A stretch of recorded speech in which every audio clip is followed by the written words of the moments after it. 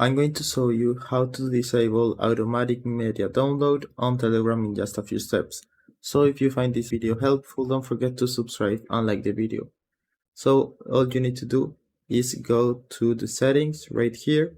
This works the same for your phone or the desktop application, because in case you don't know, all the media that is sent on groups or your DMs is automatically downloaded to your device.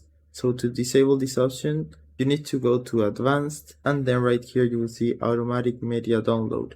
So you can configure the download settings for DMs, groups, or channels.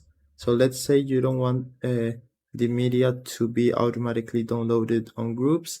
Just click here and this should be enabled by default. Then just disable it, or you can enable it but with a size.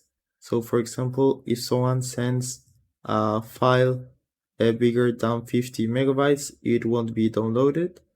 So that's it. You can do the same thing with the autoplay, which also consumes some space.